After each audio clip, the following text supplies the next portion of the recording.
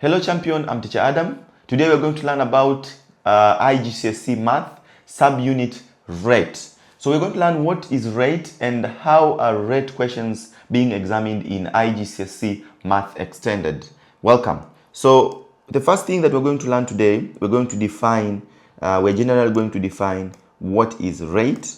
So that's the first thing that we're going to learn, definition of rates. So the first thing we say, a rate is a comparison of two. So a rate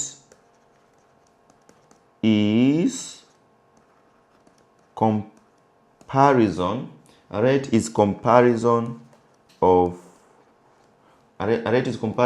two different. The comparison of two different quantities.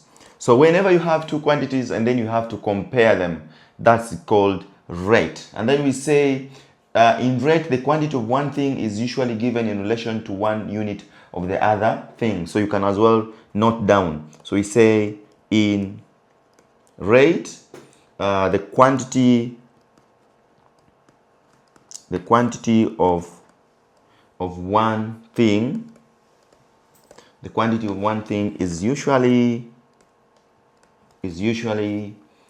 given in relation to one unit of the other thing. So we'll have several examples. For example, we say we have 750 millimeters per bottle or 60 kilometers per hour. Like for example, maybe Mr. Adam was driving a car at a rate of 60 kilometers for every hour. So then maybe you might be asked, how long will Adam take to cover maybe 240 kilometers? So it's upon you now to understand how our quantities. Three quantities. We have distance, we have time, and then we have speed. How are we going to connect them in one? So that's the definition of rate. Then we say rate can also be simplified like ratios. So we understand that in this unit, rates can be simplified like ratios. So rates can be simplified like ratios. So and then rates can also, so they can be expressed. Rates can be expressed in the form of 1 to n. We know that. And then let's go to examples. How can rates be expressed in the form of n? So we're going to look at what examples, so that we can understand. So in examples, so we say 492 people. So we have 492 people live in area of 121 square kilometers. Express this as a rate in its simplest. Express this as a rate in its simplest terms. So we have 402 people who live in a specific area, and that area is 121 square kilometers. Express this as a rate in its simplest terms. So what do we understand? So we want to express this as a rate. What do? We understand that we have 492 people who live in an area. So we have a specific area. Let's say this is we have something like this that looks like a square. From it, then this is 11, let's say 11 kilometer and 11 kilometer. So we have, this is a land, our land that is 121 square kilometers. And then in this land, we have 492 people. So what actually they're trying to do, they want to find how much, because we have 402 people. So we want to understand at which rate are these people living or occupying for every square kilometer. How many people live there? Because we have 402 people, we want to see the occupation. How many people occupy a specific square kilometers? Let's say, so in that case, we'll take the number of people here, divide by the area. That's what you do. So we say 492 people divide by 121 square kilometers. So you get that for every 4 people, for every square kilometer. So this is the rate. So divide by so we divide by 121 to get rate per unit. So here we're trying to get rate per unit. So we want to see the rate per unit, like for every unit, how many people occupy the place. Examples of rates in mathematics. So number one is speed. When we're talking about speed, because you're comparing more than 3 quantities. Speed, we have cost. That means cost per unit. Let's say maybe something is $3,000 for a biscuit, or let's say $1 for a sweet, or let's say in Tanzanian shillings here you say maybe you need to have let's say 3,000 shillings for an ice cream. When you're buying maybe something like sugar, you can say 1 kilogram is equivalent is bought at a is bought for let's say 5,000 Tanzanian shillings. And then we have food. We say 100 calories per serving. Maybe that's it. Another one. And then work. We say 15. For example, those people who are working at on timely basis, they say I charge $15 for an hour. And then we can also have heart rate. We can talk about acceleration. This is also highly tested. Let me write it well so that you see it. You see exactly. This is also highly tested. Find acceleration and deceleration. And then we have power. This is also highly tested. And then we have volumetric flow rate. We also have volumetric flow rate, and then we have reaction rate. So we have volumetric flow rate, and then we have reaction. Volumetric flow rate, the volume of fluid that passes a point per unit of time, such as cubic meters per second. For example, this one can be maybe you have something, let's say you have a pipe that transports oil, and then you say this is like, let's say 300 meters, and then maybe you have a diameter here which is 21 centimeter, and then 21 meters, let's say 21 meters, so that we have the same unit. 21 meters, the diameter is no, that will be too long. Let's put them in centimeter. So we have centimeter, and then this is 21 centimeter. Same unit. So we have 21 centimeter and 300 centimeter. So that's the length and the diameter. And then they say find the amount of the fluid passing here. Maybe they want the volume. And then later on you're asked maybe find the rate at which the fluid flows in this pipe. That's also an example. And we also have some other examples like birth rate, crime rate, interest rate, profit rate. That's when we're talking about social and economic context. But now when you're going back to the math, we'll start by showing how is rate being calculated, especially in our unit. The unit that we're going to talk about is called average speed. Now we need, when you say average speed, I know majority of us now understand what we're talking about. We're talking about average speed. So we are going to look on definition of what is speed. Speed is distance covered per unit. Speed is distance covered per unit time. So we say speed is distance covered per unit time. So we say, when we say speed is distance covered per unit time, what does it mean?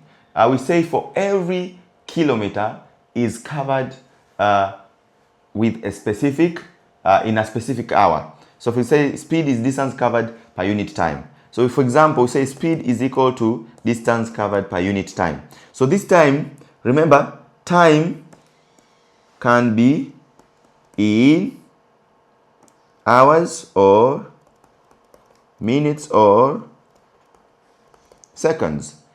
Speed can be expressed as either meters per second, kilometers per hour, or miles per hour. So you can either have kilometer per hour, meters per second, or miles per hour. You can have that. And then we go to now understanding how are this relationship related, like all the two quantities between distance and time. So we say we can have your triangle there, and this is the easiest concept. We say when you have distance, distance is equal to speed times time. Now we want to see how do we get distance. We say to get distance is the same as speed times time. So it's S times T. When you want to find time, it's distance divided by speed. Calculate speed is distance over time. And then when we want to calculate distance is speed times time. When we want to calculate time is distance over speed. We have all the formulas. So let's go to examples. Okay, so we say time is equal to distance over speed, which the distance over speed is d over s. Yeah, time is equal to distance over speed, which the distance is d over s. So the examiner's trick mostly here that the student doesn't understand, when you are given your speed, so hint, in exam, when you are given speed in kilometers per hour, make sure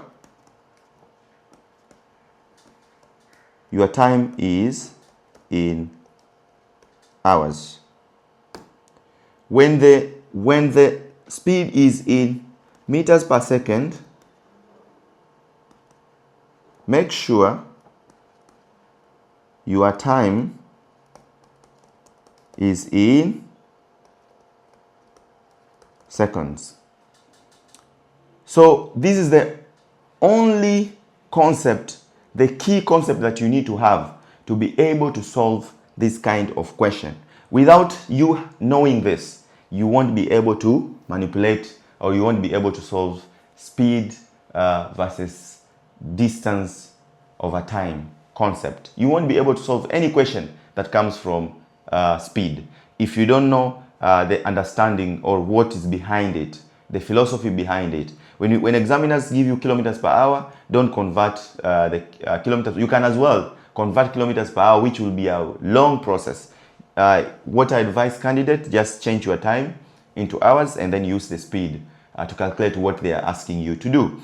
Or whether if you are given the speed in meters per second, then convert your time, if the time was in hours, convert it into seconds. Understand the conversion process. Now we'll go for examples. Now examples of questions that are involved in speed. We say a bus travel 210 kilometers in 3 hours. What is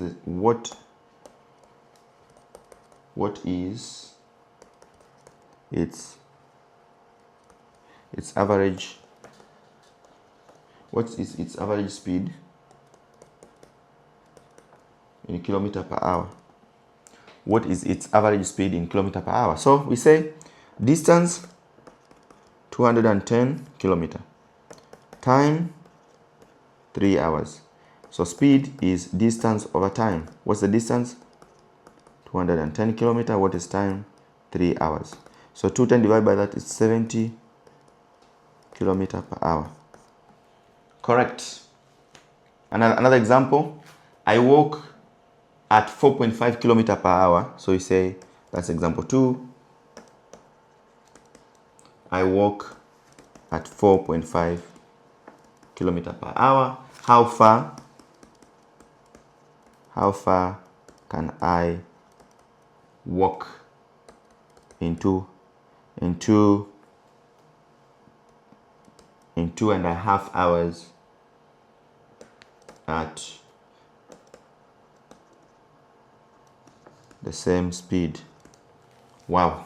So we say speed is 4.5 kilometer per hour. How far can I walk in 2.5 hours? They want the distance. Time is 2.5 hours. We say to get distance is speed divided by speed times time. To get distance is speed times time. So we have speed 4.5 kilometer per hour, and then we have 2.5 hours. So when you multiply that, you get distance is speed times time, then you get 11.25 kilometer. Correct. So another example question. So here they were asking us to find how long would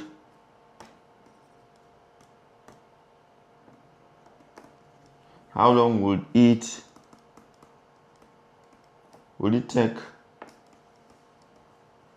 to cover 200 kilometer at a speed 80 kilometer per hour. So they want their time. Time is equal to distance over speed, whereby the distance here is 200 kilometer divided by speed 80 kilometer per hour. So it is 200 over 80. So 20 over 80 is 2.5 hours. Correct. Now, champion, you go and solve exercise assignment. This is your assignment. You'll do exercise 21.5 from question number 1 to 10.